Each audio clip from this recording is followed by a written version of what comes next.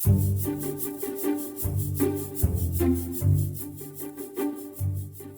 morning and welcome to a new week of Politics with Sam and Anne, the podcast that gives you everything you need for the day ahead in British politics in under 20 minutes. Good morning. It's Monday, March the 10th.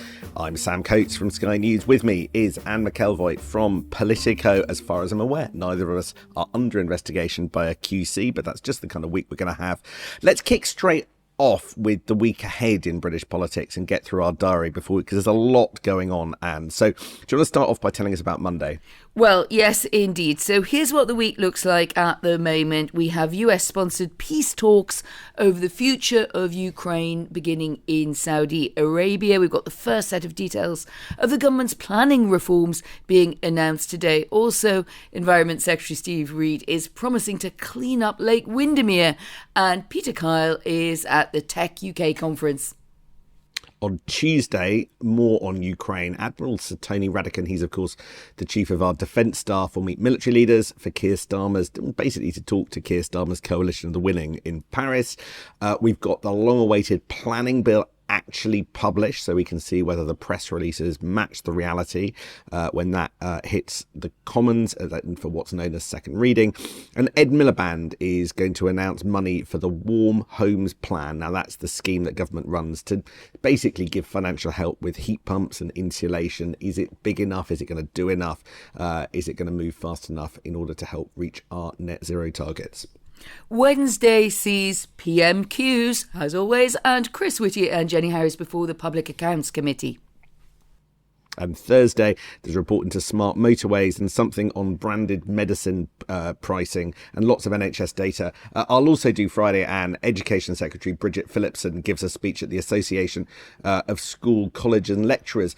And I grabbed the last couple of days to make a bigger point, which is the back end of this week looks quite light. Now, if you remember last week, there were some rumours that Keir Starmer might go with President Macron to the White House to talk peace with President Trump, possibly with Mark Rutte again. Now, at the moment, that's still in the stage where Downing Street say that there are no plans for it. It was an idea floated by the French, but clearly with everything that's going on in Ukraine, that's all a movable feast, and just having a relatively clear back half of the week. Perhaps Keir Starmer will do something else on domestic policy, but the agenda is light enough for him to go away again if he needs to. But Ukraine seems like that's the place to start.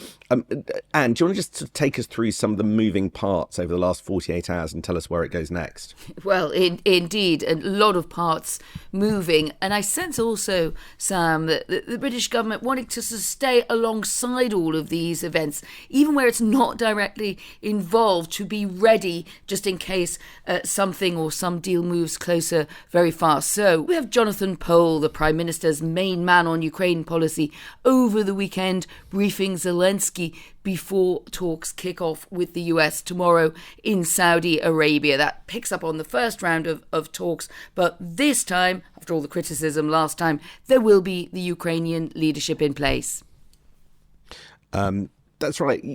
The start in Saudi Arabia of the peace talks, US-sponsored peace talks between essentially between the US and Russia, with Ukraine being, well, a bit more than a bit part player than it would have been at some point, because President Zelensky is going to be in Saudi Arabia meeting MBS, the most powerful crown prince that there is a very, very big moment. And it's a moment of opportunity, but perhaps even more so, it's a moment of jeopardy. And there's no surprise, I don't think, that the UK wants to be alongside the process, but alongside Zelensky for as much of this as possible, because Keir Starmer has decided to intervene in this. He's decided to intervene on the side of Ukraine, which is risky diplomatically if this government wants to stay close to the White House. And quite clearly, they are going to start potentially talking about the thorniest issue of all this week, which is what happens to the territory that Russia now controls subsequent to its invasion of Ukraine 3 years ago, which is the subject that feels like it stayed off the table in the public discussion.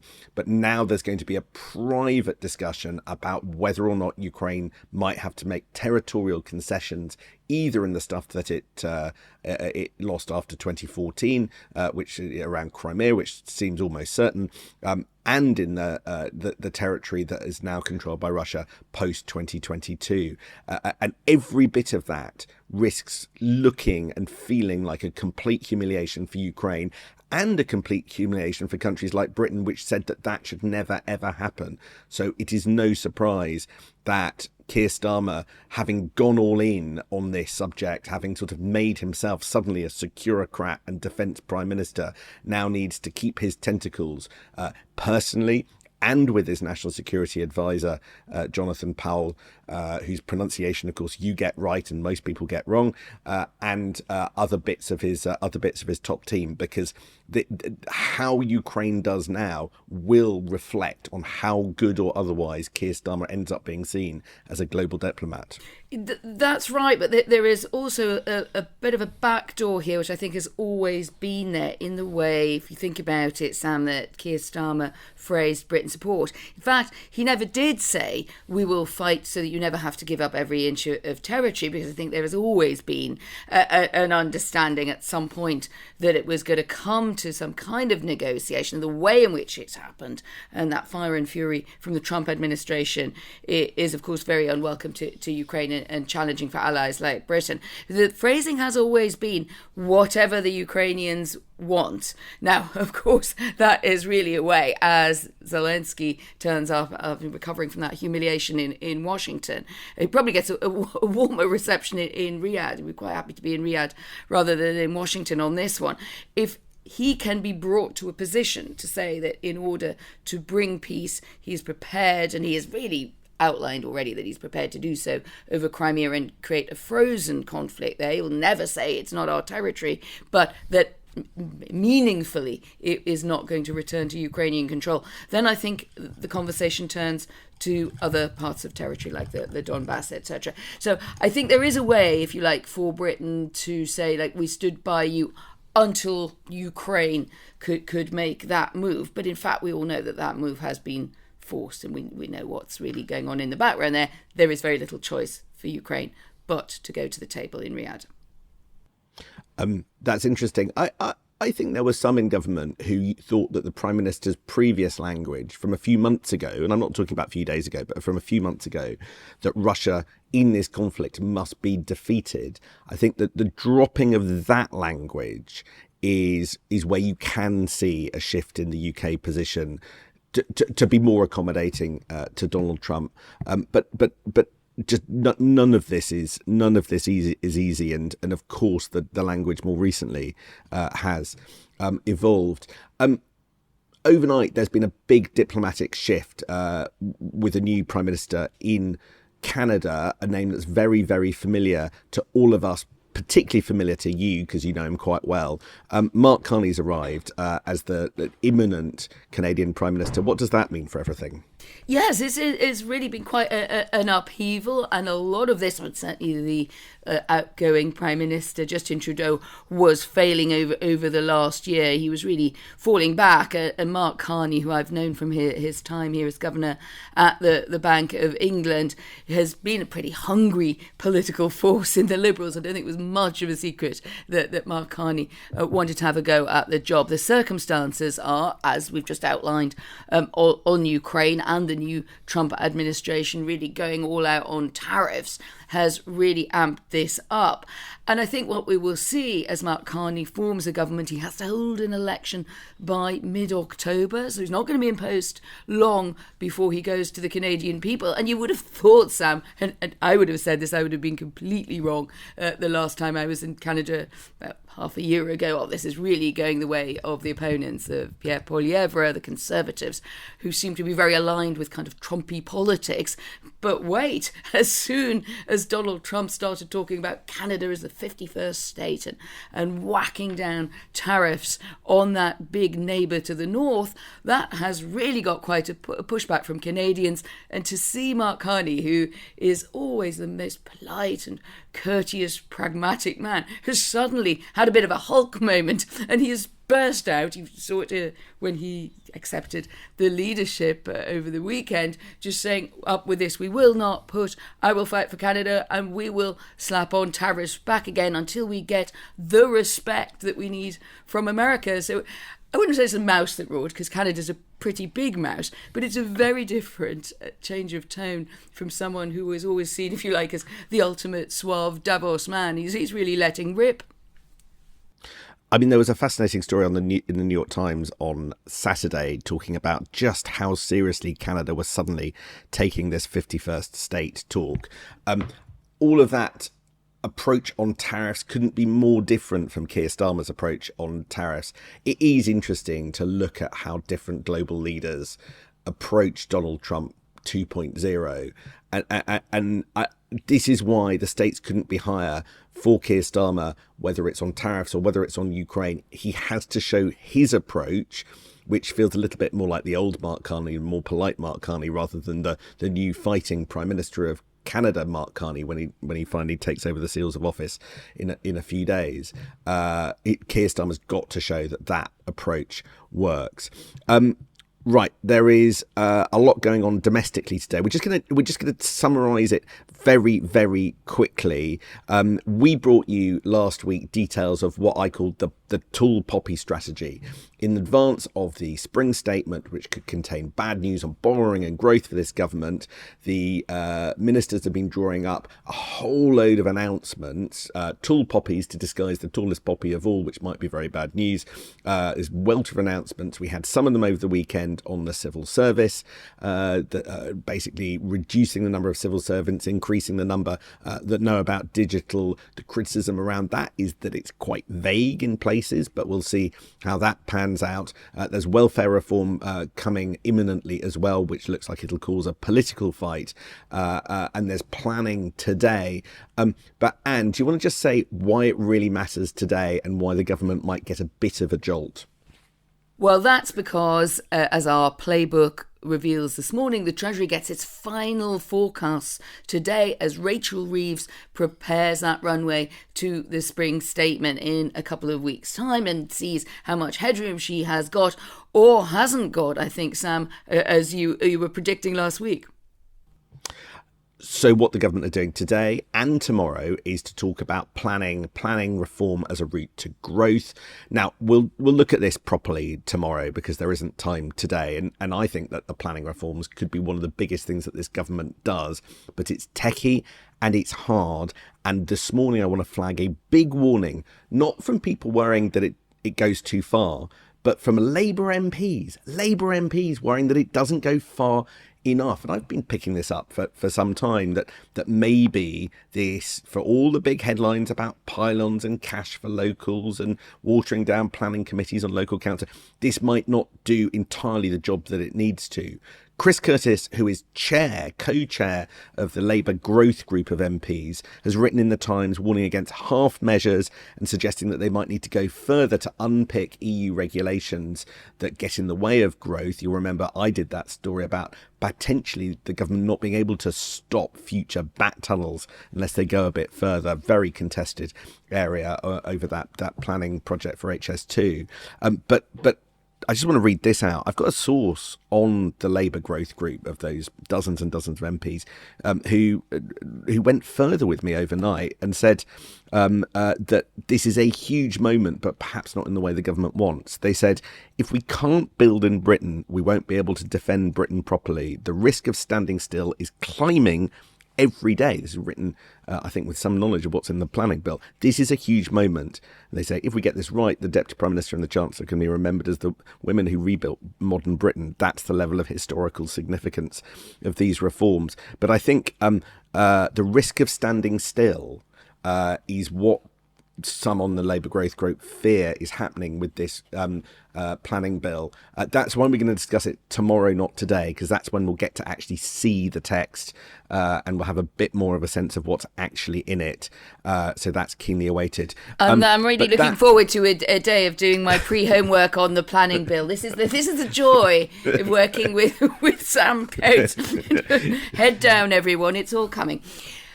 But we now need to talk about reform. I'm just going to bring you up to date very quickly. So if you remember, one of Reform's UK's 5 MPs on Thursday, Rupert Lowe, went for Nigel Farage in the Daily Mail. Everyone wondered what was going on, but he said, look, it's too early to know whether Nigel will deliver the goods. He can only deliver if he surrounds himself with the right people. He went on to say Nigel's fiercely independent, but then said he has got messianic qualities. Will those messianic qualities distill into sage leadership? I don't know. Ouch. Then on Friday, Reform UK put out a statement saying that the very same MP, Rupert Lowe, faced bullying allegations from 2 women who'd worked with him, and that there was a complaint that he'd verbally threatened Reform's chair, Zia Youssef, with violence. And this had all been handed over to the police, who were investigating. And the party said it had appointed an independent KC to investigate the bullying claims. Now, Lowe absolutely denies the allegations. He says this is part of a political witch hunt, and people have been joining the dots between Thursday and Friday. And this is part of a bigger tension that people have seen for some time involving Rupert Lowe and other figures from Reform. Lowe says he's been frozen out. What's your reading of the situation, Anne? Well, my first impression when this extraordinary story broke was that it was maybe, in a way, good for the Reform leadership to bring these allegations into the open. Imagine if they hadn't, Sam, you could have had this leaking out into the press and a story of a cover-up. The problem, however, is if you go down the path of getting a very, very senior lawyer, a KC no less, to investigate a parliamentary colleague, and then that role becomes itself contested. You see, in both ways, and this goes, I think, for Mr. Lowe, as well as Nigel Farage and those around him who are clearly locked horns around this kind of creates complexity for both of them. So let me explain why this KC role has become so contested. And it is because this person, who we believe to be a woman, who hasn't been named by the party, but the BBC say they have verified credentials, says that the statements made about the process by Mr. Lowe, which were then attributed to this lawyer, that's getting quite boxes inside boxes, but that's the way it is, saying that really that the whole process had been unfair, that the lawyer herself had said that there was basically nothing to see here and had expressed, in quotes, dismay and shock about the process. Well, now, according to the quotes from a lawyer who will be very, very careful to speak precisely, says she didn't say anything like that, and nor, she says, did she say there was zero credible evidence against Mr. Lowe. So you could say that this pushes back the story towards him and perhaps vindicates some of the decisions of Nigel Farage and the Reform leadership. Well, let's see where that investigation comes out. As you say, the BBC reporting this morning, this unnamed QC working for Reform UK, disputing some of Rupert Lowe's comments. Just on a process point, Anne, I can see why Reform UK aren't naming the KC that is doing this, just about. To be honest, I cannot see why the BBC are not naming them.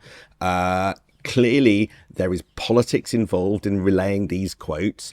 It is uncomfortable that we're getting the quotes and not the name. I'll leave that there, but that I don't like that. That's a bit smelly. I just wonder whether we shouldn't all be pushing to name this KC if they are effectively intervening in what is in part a political dispute, because I don't think that there's any need other than the politics for that KC to intervene. So big question mark about what I'm hearing. Can we lay a Monday morning bet that we know the identity of this lawyer by the end of the week? It may be that it is their preference, but like you, I always find, even as I was talking about it, when you can't actually name the person and there's so much kind of surmise going on and counterclaim, I would have thought for transparency all around, it would be good to know who has been doing this. Yeah. I want to make one final, because the alarm's just gone, but one final bigger picture point. Look, this row speaks to a simmering divide, an interesting divide in Reform UK's politics that has been emerging over the last few months. Not necessarily a problem, it's the kind of tension that every political party has. But where Rupert Lowe had ended up in Reform UK was pushing a harder line on a range of issues, particularly immigration, than, well, for instance, Nigel Farage. And Nigel Farage has all but stopped. One person was telling me Nigel Farage has all but stopped and dialed down concentrating on immigration as a big topic as he seeks new types of votes, particularly Labour-facing votes in the coming months. But Rupert Lowe talking about mass deportations and other perhaps more Trump and Musk-friendly politics, and you'll remember that Musk was sort of all but endorsing Rupert Lowe just a few weeks ago. Nigel Farage has always been very careful to sort of keep a barrier with certain types of people on the right outside of his sort of political coalition. But I think that there was tension that Rupert Lowe was going just a bit further to the right than Nigel Farage was comfortable with. And so there are political and ideological strains layered on top of what is also an investigation being done by a KC and the police. And also raw power. I mean, the fact that there are very, very few MPs, but this is a very powerful movement, as we know, with a lot of support and big ambitions. And if Nigel Farage comes out of this able to say, yes, it was messy, but all parties have had problems with behavioural issues and allegations, Rupert Lowe will, of course, defend himself strongly. But if Nigel Farage comes out on top, then I think we will see an absolute solidification, if that word exists, of his ideological stance, Sam, and that in some ways may not be unwelcome to the leadership of Reform. Raw power also means the ability to shut you and me up. We've had our 20 minutes, the alarm's gone. We will see you tomorrow morning for Politics at Sam and Anne's. See you then, Anne. You charmer. Bye-bye. The world is becoming increasingly complex and volatile. How can we make sense of it all? I'm Richard Engel. And I'm Yalda Hakim. And we present Sky News' latest podcast, The World. Each week, we'll cut through the noise to guide you through the week's global events and explain to you why what happens out there matters to you wherever you are. We're on the ground in some of the world's toughest places. Listen now to The World with Richard Engel and me, Yalda Hakim, wherever you get your podcasts.